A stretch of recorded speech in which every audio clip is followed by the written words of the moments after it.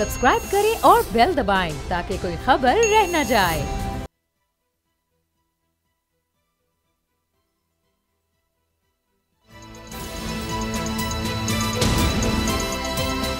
अब पता चला। बिस्मिल्लाहिर्रहमानिर्रहीम, अस्सलाम वालेकुम। मैं हूं मोहम्मद उसामा गाजी और आप देख रहे हैं अब पता चला। खबर यह है कि हुकूमत तौहीन पार्लियामेंट का बिल ला रही है, जिसके तहत पार्लियामेंट की तौहीन पर 6 महीने कैद और 10 लाख रुपए जुर्माने की तजवीज़ है। इस जुर्म पर किसी भी हुकूमती और सरकारी ओहदेदार को तलब किया जा सकेगा, लेकिन सवाल तो अवाम का है जिन्हें इस हुकूमत से खैर का एक लफ्ज़ सुनने को नहीं मिला है।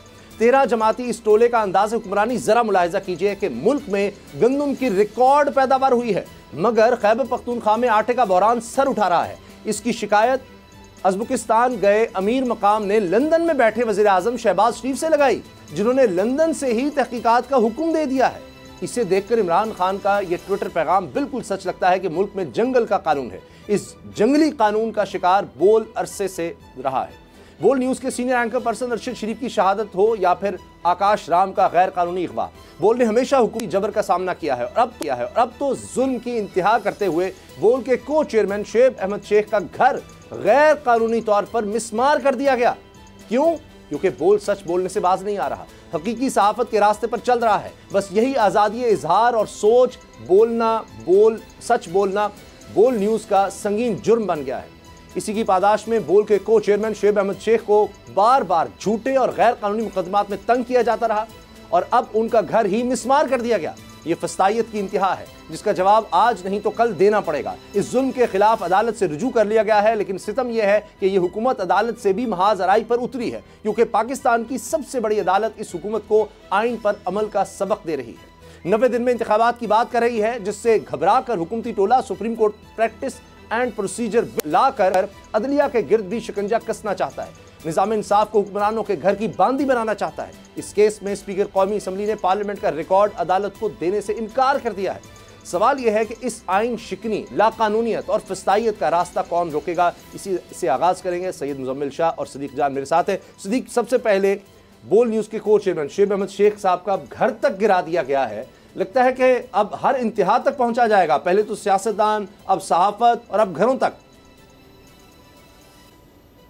देखिए, मसला सिर्फ ये नहीं है कि शोएब साहब का घर गिरा दिया गया है। मसला ये है कि इस जगह के हवाले से, इस घर के हवाले से सिंध हाई कोर्ट का एक स्टे ऑर्डर मौजूद था। मसला ये है कि वफाकी हुकूमत से लेकर सूबाई हुकूमतों तक, सुप्रीम कोर्ट से लेकर हाई कोर्ट तक को नीचे दिखाने में मसरूफ़ अमल हैं और ये मैसेज दे रहे हैं अदालतों को कि आपके अहकामात की हमारे नज़दीक ये इंपॉर्टेंस है, ये वक़्त है। ये इदारों को बेतौकीर कर रहे हैं, ये अदालतों की तज़हीक कर रहे हैं, ये अदालतों के अहकामात को दिखा रहे हैं कि ये हम अपने जूतों तले रोंद रहे हैं। आपके ऑर्डर, आपके अहकामात मौजूद हैं, आपका स्टे मौजूद है, लेकिन हम आपके अहकामात को नहीं मानेंगे। तो मसला ये है कि अब ये वक्त है कि अदालतों को अपनी रिट मनवानी चाहिए, अदालतों को अपने जो इख्तियारात हैं वो इस्तेमाल करने चाहिए और अदालतों को मजीद बेवकूफ़ होने से बचाना चाहिए। आज अगर हुकूमतें ये कर रही हैं, कल को कोई भी शहरी खड़ा होकर कहेगा नहीं मानता मैं आपका ऑर्डर, नहीं मानता मैं आपका फैसला, वो भी तस्दीक करेगा। अब मुझे बताएं कि ऑर्डर जो है, अब नोटिस तो आज हुए हैं कि क्यों ना इनके खिलाफ तौहीन अदालत की कार्रवाई शुरू की जाए, लेकिन असल जो जिम्मेदारान हैं, देखें, जहाँ पे सिंध हाई कोर्ट का कैटेगोरिकल क्लियर ऑर्डर मौजूद हो, उसको वायलेट ब्यूरोक्रेट नहीं कर सकता, सिर्फ उसको वायलेट पुलिस नहीं कर सकती। सिर्फ इसके लिए ज़रूरी है कि हुकूमत सिंध की आशीर्वाद हासिल हो, वज़ीर आला सिंध ऑन बोर्ड हो, नासिर हुसैन शाह साहब जिनकी मुतलका वजारत थी वो ऑन बोर्ड हो।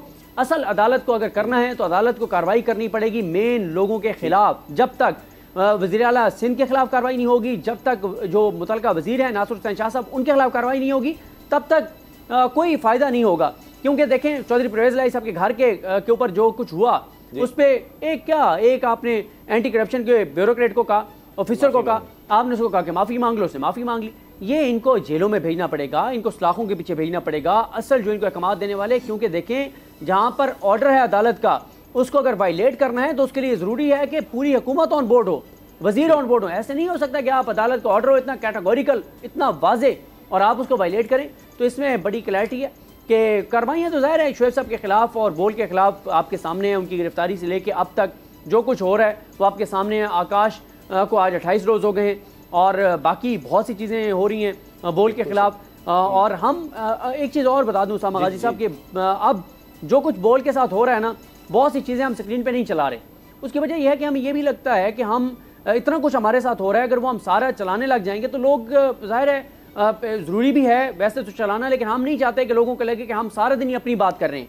हालांकि हम ये बताना, मेरी तो राय यह है कि हमें बताना चाहिए, लोगों को पता चले कि हमारे साथ क्या हो रहा है, लेकिन जाहिर है ये बोल मैनेजमेंट का फैसला है कि हमने अपनी बात बहुत ज़्यादा नहीं करनी। जाहिर है जो बहुत ज़्यादा जुल्म हो रहा है, जो अदालत के अहकाम को वायलेट किया जा रहा है, उसके ऊपर तो हम करेंगे, लेकिन कोई अगर हम अपनी बात करना चाहें तो हमारे खिलाफ रोज़ाना ऐसी 8-10 चीज़ें हो रही है, फिर तो सारा दिन हमारी चीज़ें ही चलेंगी कि हमारे साथ क्या हो रहा है। तो हम तो मुसलसल ये कह रहे हैं कि होश के नाखून लें और मत ये काम करें जो आप कर रहे हैं, और आप सिर्फ सबक सिखाने के लिए, इबरत का निशान बनाने के लिए आप ये सारा कुछ कर रहे हैं। ये वक्त इंशाल्लाह गुजर जाएगा, और जैसे आपने कहा कि आज नहीं तो कल हिसाब तो देना पड़ेगा हुकूमत को, और मुतलका ये जो इदारे हैं जो ये सब कुछ कर रहे हैं, जवाब तो उनको देना पड़ेगा इंशाल्लाह। मुजम्मिल, ये जो बात सिद्दीक ने कही, मैं देख रहा था आज हाई कोर्ट का लार्जर बेंच था, उसमें ये बात हुई कि जी पीर तक आपने इमरान खान के खिलाफ जो इन्वेस्टिगेशन है उसकी रिपोर्ट देनी है, तो सरकारी वकील ने आकर कहा जी अभी नहीं हम दे सकते। तो एक डिफाइंस नजर आ रही है। अभी सुप्रीम कोर्ट के वाले मामले पर हम बाद में आएंगे, लेकिन यहाँ भी अभी हम स्क्रीन पर चला रहे हैं कि सिंध हाई कोर्ट का ऑर्डर है, उसकी वायलेशन करते हुए जाकर घर तक गिरा दिया जाए। अब ये भी पता है सबको कि जी वजह क्या है। वजह है कि जनाब बाज नहीं आ रहे, आप जो कहा जा रहा है वो नहीं बोल रहे, तो अब घर ही आपका गिरा देंगे। और फिर उससे बढ़कर ये कि सिंध हाई कोर्ट के ऑर्डर्स, तो अब अदालतों के भी ऑर्डर्स जो है वो डिफाई किए जाएंगे, उनको कुछ नहीं समझा जाएगा। तो ये तो ऐसे लग रहा है कि पता नहीं अब हुकूमत किस लेवल पर चली गई है कि अच्छा हम किसी को गायब करें, किसी को उठाएं, यहाँ कोई भी पूछने वाला नहीं है, अदालत कुछ कहेगी भी तो क्या फ़र्क पड़ता है। बिल्कुल ऐसे ही है। और उसमें जिस तरह से पहले भी हम इस मौजू पर बात करते रहे हैं, स्पेशली बोल न्यूज़ के हवाले से जो विक्टिमाइजेशन है, तो उस पर यही है कि वो टारगेट जो है वो हर गवर्नमेंट का होता है कि जो हमारे अगेंस्ट जो आवाज़ें हैं उनके ख़िलाफ़ किस तरह से ताकत इस्तेमाल की जाए। जहाँ तक कोर्ट्स का मामला है तो उसमें भी यही हो रहा है कि अब असासों की डिक्लेरेशन की बातें आ रही हैं, और आगे चल के हम बात भी करेंगे PAC की तरफ से जो कहा जा रहा है कि असासे सामने लाए जाएं, जो इससे पहले जिसकी मिसाल नहीं मिलती है कि अभी तक ऐसा नहीं हुआ था बेसिकली। तो उसको भी एक माइलस्टोन जो इस गवर्नमेंट ने वो भी पूरा कर लिया।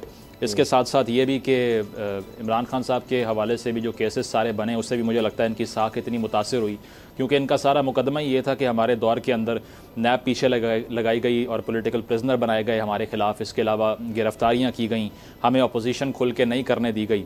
तो इससे सबसे ज़्यादा डैमेज जो है वो गवर्नमेंट को बजाते ख़ुद हुआ है, और उसकी वजह यही है कि अगर नवाज़ शरीफ साहब का सारा बयानिया यही था कि मुझे क्यों निकाला वाली जो बात थी, और ये था कि हमें लेवल प्लेइंग फील्ड नहीं मिला, तो अगर पावर में आके ये भी सब वही करेंगे कि अपने मुखालिफिन के ख़िलाफ़ ताकत का इस्तेमाल करेंगे, तो फिर वो आपका मॉरल हाई ग्राउंड मेंटेन नहीं रहता। सबसे बड़ी चीज़ ये है, और उसका नुकसान ये होता है कि असूली पॉलिटिक्स तो फिर आवाम को भी समझ आ गई है कि नहीं हो रही यहाँ पे।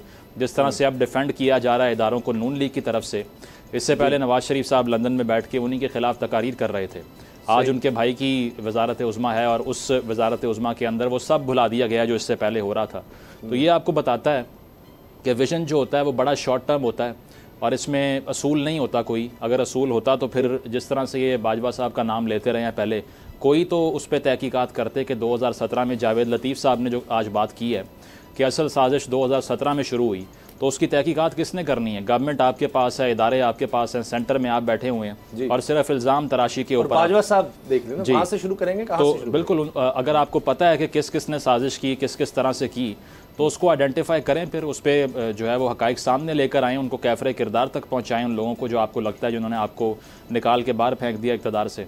लेकिन होता सिर्फ यही है कि जब पावर में आते हैं तो सारी आइडियोलॉजी उस टाइम भूल जाती है, और सिर्फ वो किया जाता है जो सेल्फ इंटरेस्ट को एक्सटेंड करे। अच्छा, अब सिद्दीक यहाँ तक बात चली गई है कि जी अब कानून लाया जा रहा है कि जी तौहीन पार्लियामेंट होगी, 6 महीने के लिए कैद, जुर्माना, और अभी मैं देख रहा था कि जस्टिस मज़ारी अली नकवी के हवाले से जनाब की चीज़ें मंगवाई गई, उस पर रज़ा रबानी साहब ने भी अब लेटर लिख दिया कि ये हमारा इस्तेकाक ही नहीं है कि एक फोरम मौजूद है, सुप्रीम जुडिशल काउंसिल है, इस तरह तो हम सेपरेशन ऑफ पावर जो है उसको तबाह कर देंगे। हाल अब ये हो चुका है कि जनाब स्पीकर का पार्लियामेंट रिकॉर्ड देने से इनकार, अब हमने सुप्रीम कोर्ट को देना ही नहीं। तो ये तो अब ऐसे लग रहा है कि हुकूमत कहती है कि हम हर हद तक, वो जो राना सलाउल ने कहा ना, हम हर हथियार इस्तेमाल करेंगे, तो वो हथियार इस्तेमाल कर रहे हैं। लेकिन इसमें मुजम्मिल ने जो बात की बड़ी अच्छी करी, जो इमरान खान के 3.5 साल दौर में इल्ज़ामात इस तरफ से लगते थे, इन्होंने खुद अपने हथकंडों से ना सिर्फ वो धोए हैं बल्कि ये बहुत आगे निकल गए।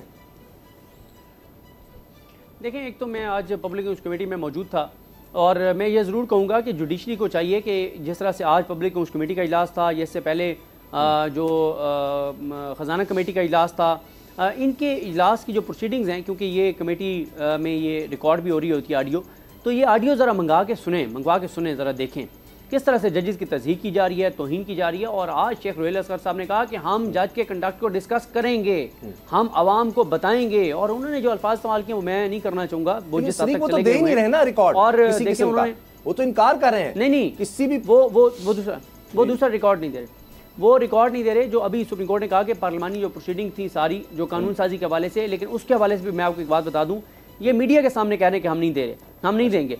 जो आज अटॉर्नी जनरल साहब ने बात की है सुप्रीम कोर्ट में, हम तो वो बात देखेंगे जो अटॉर्नी जनरल कह रहे हैं। वो कह रहे हैं जी आज मुझे रिकॉर्ड मिल जाएगा, कल मैं जमा करवा दूंगा।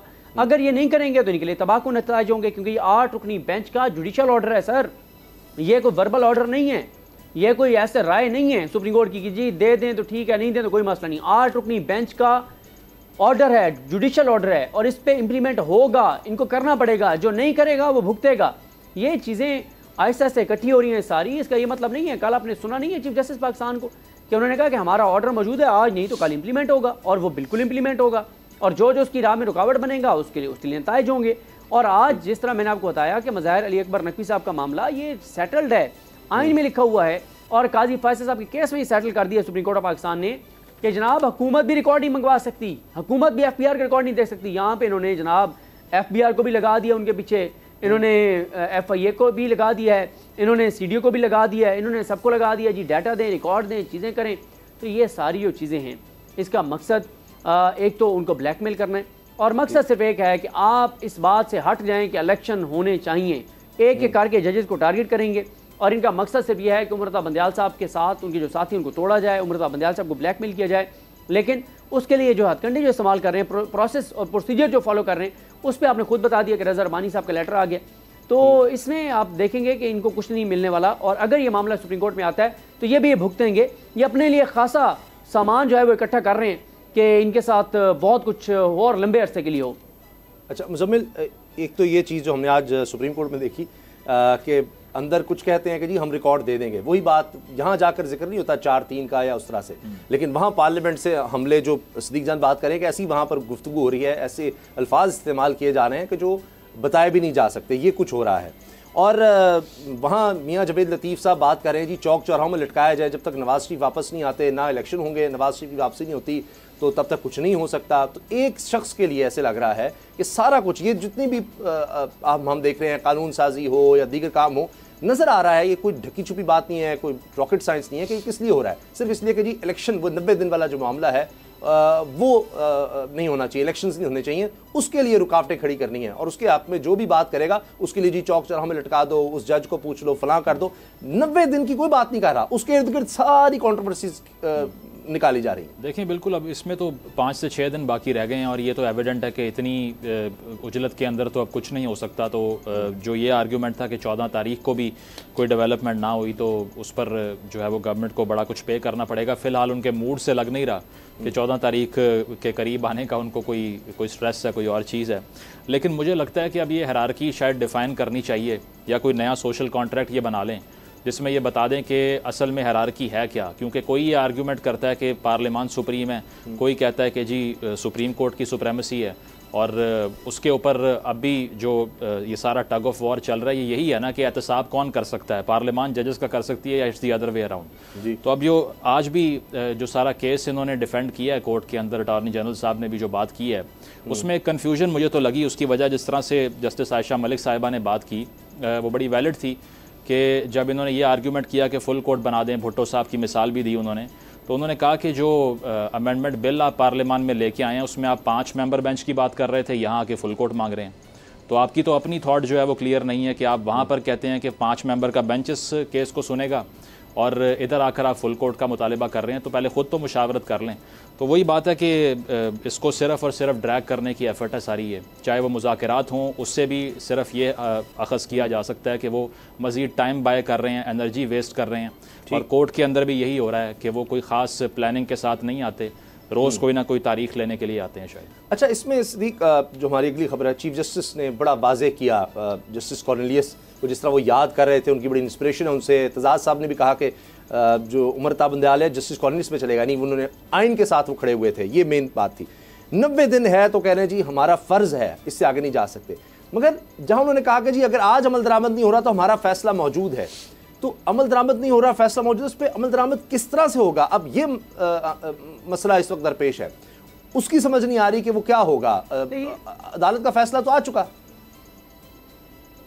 देखें, एक तो यह है कि सुप्रीम कोर्ट का काम है फैसला देना, और उसके बाद तमाम एग्जीक्यूटिव अथॉरिटीज़ के ऊपर बाइंडिंग है वो फैसला, तमाम इदारों के ऊपर, तमाम शख्सियात के ऊपर कि उनको इम्प्लीमेंट करना है।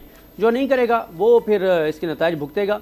बाकी सुप्रीम कोर्ट को फैसला देना चाहिए। ये सुप्रीम कोर्ट ने फैसला दे दिया है, फैसला इन फील्ड है। चीफ जस्टिस ने कहा है कि अगर उसके ऊपर अपील उसके ऊपर कोई रिव्यू आता है तो वो सुप्रीम कोर्ट ने सुनना होता है। अगर रिव्यू नहीं आता तो फिर वो फाइनलिटी एंटेन कर जाता है, जो कि कर चुका है।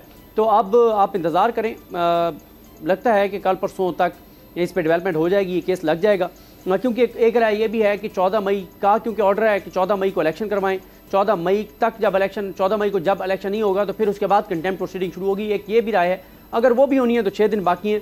अभी तो सुप्रीम कोर्ट निगरान हुकूमतों वाला मामला टेकअप करने जा रही है और ये इम्प्लीमेंटेशन वाला मामला टेकअप करने जा रही है। कल शशीफ साहब की शहादत का केस है और ये वाला मामला जो है 8 रुकनी बेंच, ये तो आप 3 हफ्ते के लिए चला गया हुआ है। तो अगले खासे इंपॉर्टेंट दिन है सुप्रीम कोर्ट ऑफ पाकिस्तान में, और हुकूमत चाहती है कि इदारों के दरमियान तसादुम हो। और ख़ुद ख्वाजा साद रफ़ीक साहब ये कह चुके हैं सुप्रीम कोर्ट ऑफ पाकिस्तान में कि जनाब कुछ भी हो सकता है, मार्शल लॉ लग सकता है, ये इशारा जमहूरियत डीरेल हो सकती है।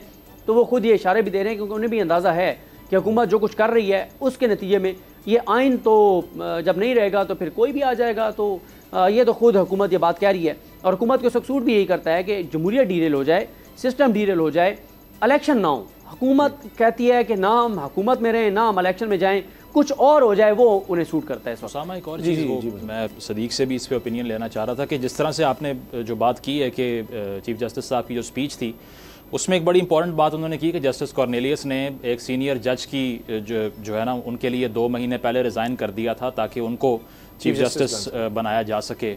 तो इससे बहुत से लोगों ने यह अखज़ किया और मुझे भी ये इंप्रेशन मिला कि वो शायद हिंट कर रहे हैं कि वो कबल अज़ वक्त जो है ना एक जैसे कहा जाता है कि वो रेजिग्नेशन भी आ सकता है। और डिबेट भी हुई सोशल मीडिया के ऊपर इसको लेकर कि क्या इसका ये मतलब है कि अगर डेडलॉक आ जाए तो चीफ जस्टिस साहब सेक्रीफाइस कर दें। तो सदीक साहब अग्री करते हैं कि नहीं? बिल्कुल, ये बात वाकई सदीक ये बहुत ज़्यादा सोशल मीडिया पर डिस्कस होने लग गई। देखिए, मुझे बिल्कुल नहीं लगता कि वो मुस्ताफ़ी हो सकते हैं। उसकी रीज़न ये है कि बंदयाल साहब को अब तक जो हमने देखा है कि 23 फरवरी से मामला सुप्रीम कोर्ट में शुरू हुआ और 23 फरवरी से लेकर आज तक क्या नहीं किया गया। पार्लियामेंट को इस्तेमाल किया गया, करारदादें, कानून साजियाँ, मजम्मतें, रेफरेंस, वकला तंजीमों को तकसीम कर दिया, जुडिशरी को अंदर से तकसीम कर दिया, ऑडियोज़, मीडिया के ज़रिए कंपेन, सोशल मीडिया के ज़रिए कंपेन, बाहर से कंपेन, हर चीज़ करके देख ली। लेकिन जब आप कोर्ट रूम में इंटर होते हैं और बंदयाल साहब आके बेंच में बैठते हैं, आप उनको देखते हैं तो ऐसे लगता है कि कुछ हो ही नहीं रहा बाहर। तो इसका मतलब यह है कि वो बाहर जो कुछ चल रहा है ना उसको उनके ऊपर कोई वो असर नहीं ले रहे कि कोई दबाव ले रहे हो, कोई उनका कोई परेशानी हो, कोई टेंशन हो, कुछ ऐसा नहीं है। और मुझे लगता है कि वो कल खुद कह चुके हैं। हाँ जी, यही स्ट्रेंथ है सुप्रीम कोर्ट की आइन की कि जब उस पर वो साइड पर जो भी उनको डिस्ट्रैक्ट करने की कोशिश है या गुस्सा दिलाने की इश्तियाल जो भी है उस तरफ नहीं जा रहे, और यही हुकूमत के लिए मुश्किल है। इसीलिए वो आएँ बाएँ शाएँ कर रहे हैं। कभी कहते हैं कि जनाब ये लार्जर बेंच काफ़ी नहीं है, फुल कोर्ट बना दें, फिर वो भी एक मामला आता है और डिफाइंस भी नज़र आ रही है जी हमने सुप्रीम कोर्ट की बात नहीं मान रही, लेकिन जब अंदर जाते हैं तो कहते हैं जी हम पेश कर रहे हैं, फलां रिकॉर्ड भी ला रहे हैं। तो इस हवाले से हम मज़ीद बात करेंगे। सदर लाहौर हाई कोर्ट बार इश्तियाक अहमद खान साहब हमारे साथ होंगे इस ब्रेक के फौरी बाद।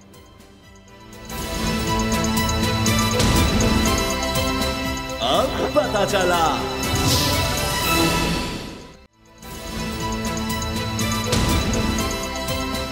अब पता चला।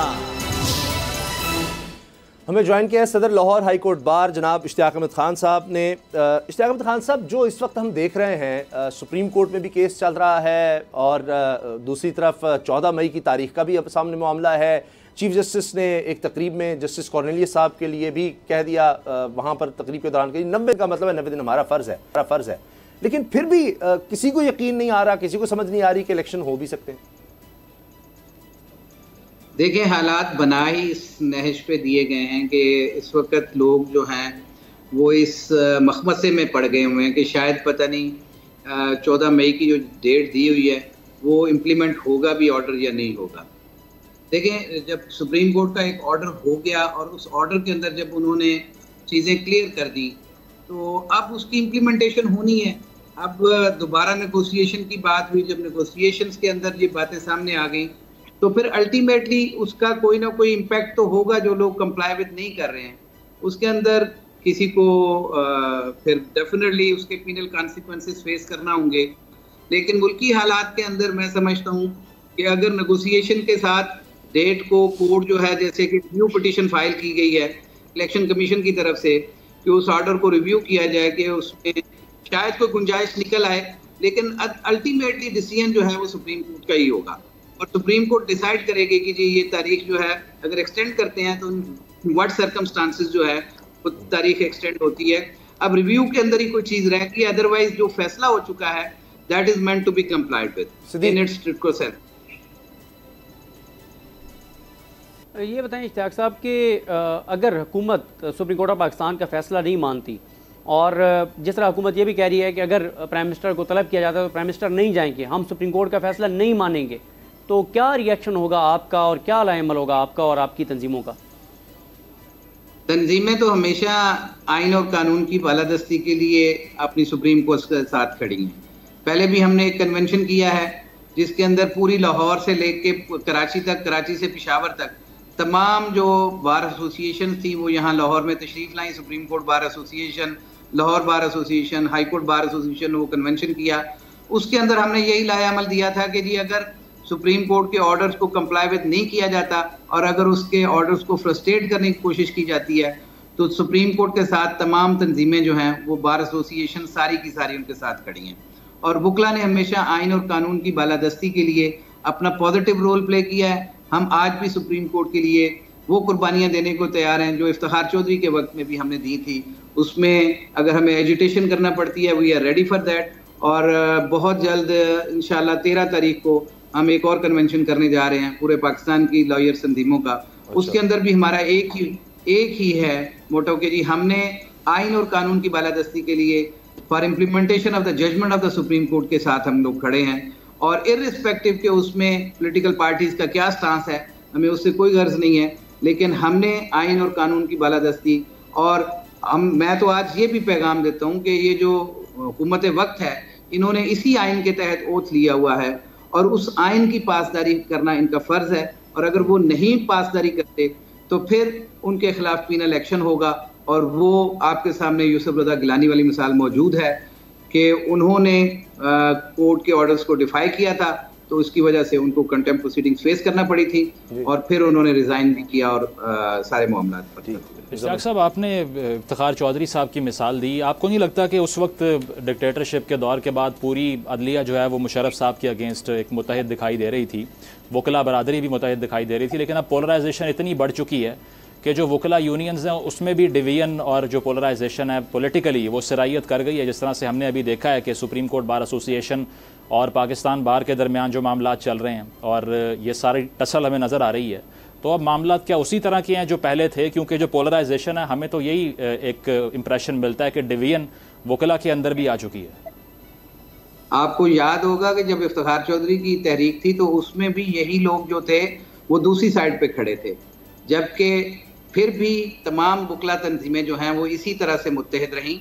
और आज भी इंशाअल्लाह अज़ीज़ जो इन्होंने सुप्रीम कोर्ट बार के ऊपर हमला किया हुआ है कि पाकिस्तान बार कौंसिल एक ऑर्डर करती है, सुप्रीम कोर्ट उसको सेट असाइड कर देती है और उसको सस्पेंड किया हुआ है तो मैं समझता हूँ कि वकला तंजीमें तो मुत्तहद हैं, लेकिन चंद जिनके वेस्टेड इंटरेस्ट हैं वो लोग जो हैं वो हुकूमत वक्त के लिए टूल का काम कर रहे हैं। बाकी आप देखें बार एसोसिएशंस जो है वो पूरी पाकिस्तान के अंदर आपके सामने मौजूद है कि पहले कन्वेंशन हुआ सब बार एसोसिएशन आई, अब भी बार एसोसिएशंस का ये यूनानिमस डिसीजन है। लाहौर बार के सदर से मेरी बात हुई है, सुप्रीम कोर्ट बार के सदर से मेरी बात हुई है। तो फिर अगर इस तरह से सुप्रीम कोर्ट बार एसोसिएशन को अगर ये प्रेशराइज करने के लिए अपनी मर्जी के कुछ स्टेटमेंट लेने के लिए अगर कुछ ऐसा करते हैं तो मुझे पता है आबिद शाह जुबैरी साहब का जो कि सदर है सुप्रीम कोर्ट बार के और उनकी जो कैबिनेट है वो बिल्कुल शीशा पिलाई हुई दीवार की तरह खड़े हैं और वो आइन और कानून की बालादस्ती के लिए सुप्रीम कोर्ट के साथ हैं। और हमने हमेशा किसी एक शख्स के लिए काम नहीं किया, हमारे प्रोफेशनल ग्रुप ने हमेशा इदारों के लिए बात की है। हमने अपनी ज़ात की नफ़ी की है, हमने अपने ज़ाती मफादात को पसे-पुश डाला है और हमेशा कानून की हुक्मरानी, आइन की बालादस्ती के लिए हमने काम किया है।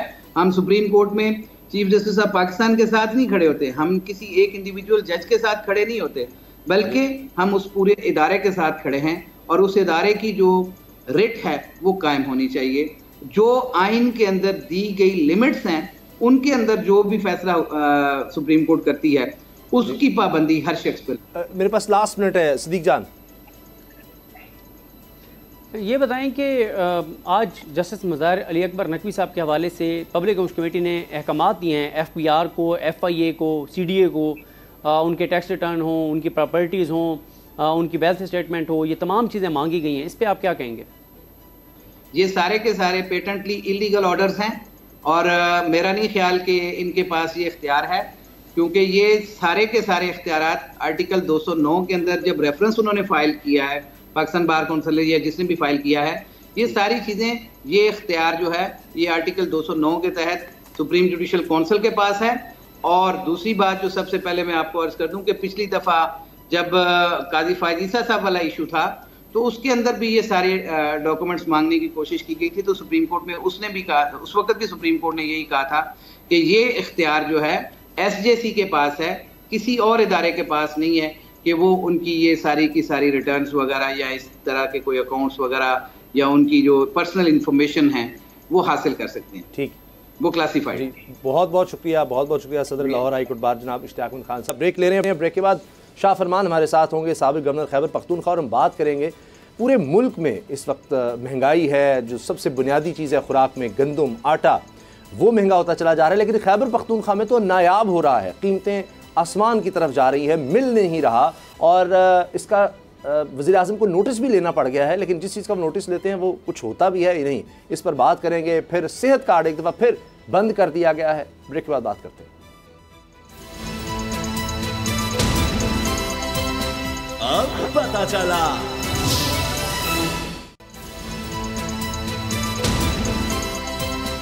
अब पता चला। खैबर पख्तूनख्वा में आटा नायाब है, कीमतें बढ़ गई हैं, रोटी, नान, हर चीज़ महंगी होती चली जा रही है। और दूसरी तरफ सेहत कार्ड भी बंद कर दिया गया है। पहले भी ये हुआ था और फिर पब्लिक प्रेशर आया तो जी नहीं, 24 घंटे के बाद उन्होंने कहा जी दोबारा हम ये सहूलत बहाल कर रहे हैं, लेकिन अब फिर बंद कर देगा। हत्ता कि खैबर पख्तूनख्वा में जो काबीना का हिस्सा थे, सेहत के मामला देख रहे मुशीर सेहत, उन्होंने भी इस्तीफ़ा दे दिया हुआ है और ये भी कहा गया कि इसी वजह से वो कहते थे सेहत कार्ड बंद नहीं होना चाहिए। शाह फरमान साहब, साबिक गवर्नर खैबर पख्तूनख्वा हमारे साथ हैं, तहरीक इंसाफ के रहनुमा। शाह फरमान साहब, ये क्या वजह देख रहे हैं? वज़ीर आज़म ने तो नोटिस भी लिया है, अमीर मकाम साहब सदर हैं नून लीग के, और उन्होंने वहाँ पर उनको उज़्बेकिस्तान में होते हुए कहा कि जी इसको देखें, और शहबाज शरीफ साहब ने नोटिस भी ले लिया, लेकिन यहाँ तो कह रहे हैं जी पंजाब से तरसील ही नहीं हो पा रही आटे की। देखिए जी, ये PDM का जो टोला है, आप उनकी 35-40 साल तारीख देखें, इनकी गवर्नेंस हमेशा जीरो रही है। इन्होंने कभी भी आवाम की खिदमत इनकी प्रायोरिटी नहीं रही। अब जो PTI की हुकूमत के जो इनिशिएटिव है, जो हमारी परफॉर्मेंस है, हमने अगर फेडरल गवर्नमेंट को रिजर्व छोड़े वो भी इन्होंने इस्तेमाल करके अब खाली हाथ बैठे हुए हैं।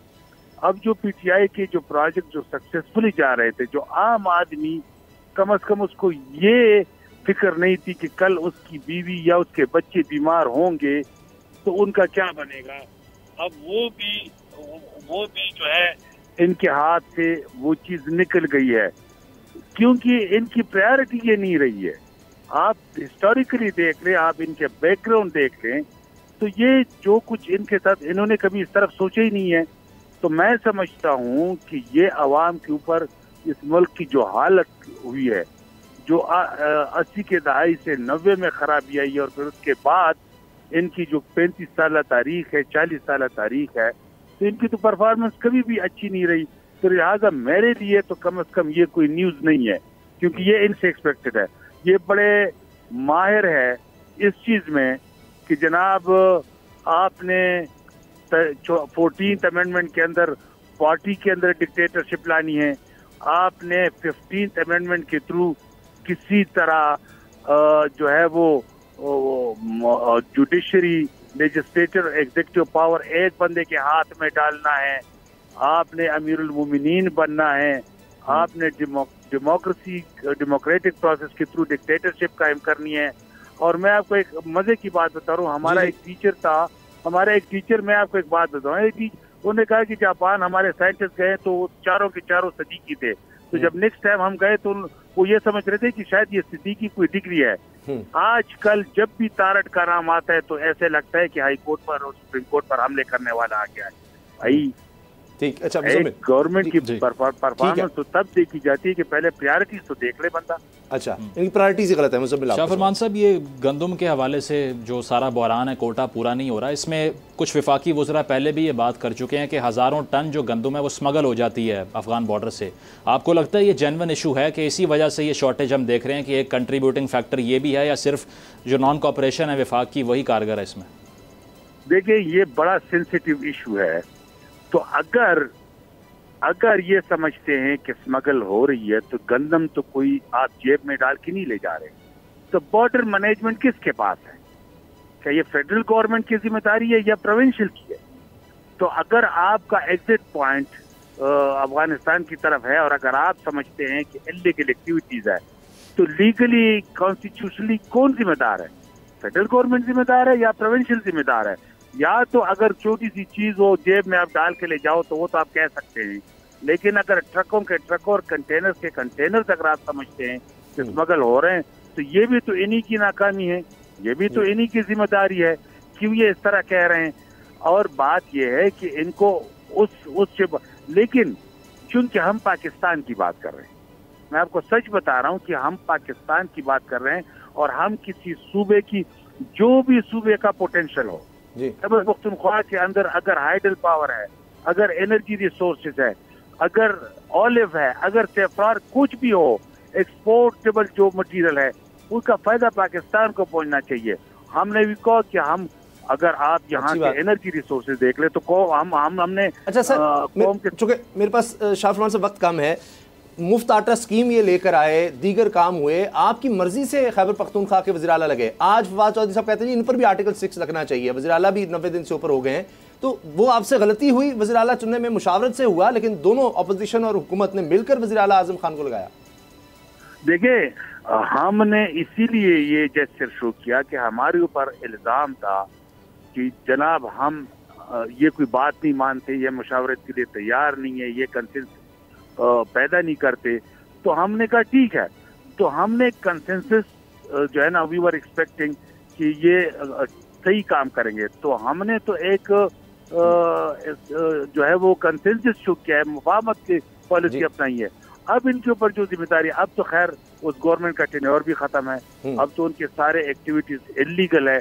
मुझे ये आईनी तौर पर बता दें, अगर सदीक जान साहब अगर 2/3 मेजोरिटी के साथ अगर इन्होंने प्रोटेक्शन इसको ना दी, जो कि पीटीआई के बगैर मुमकिन नहीं है, तो इनके आर्टिकल 6 इनके ऊपर लागू होने वाला है। तो हम क्या कह सकते हैं? सही, बहुत बहुत शुक्रिया शाहफरमान साहब, साबिक गवर्नर का। वो समझते हैं जी फेडरल गवर्नमेंट की वजह भी है और खैबर पख्तूनख्वा की निगरान हुकूमत इसकी जिम्मेदार है। वैसे पूरे मुल्क में ही हम देख रहे हैं कि रिकॉर्ड कहा जा रहा है जी, बम्पर क्रॉप हुई है गंदम की, लेकिन उसके बावजूद कीमतें बढ़ती चली जा रही हैं। प्रोग्राम देखने का शुक्रिया, इजाज़त दीजिए, अल्लाह हाफ़िज़। अब पता चला। अगर आपको ये वीडियो पसंद आई तो सब्सक्राइब करें और बेल पर क्लिक करें। हवाए नफ्स की है हुक्मरानी, लुटेरा कर रहा है पासबानी।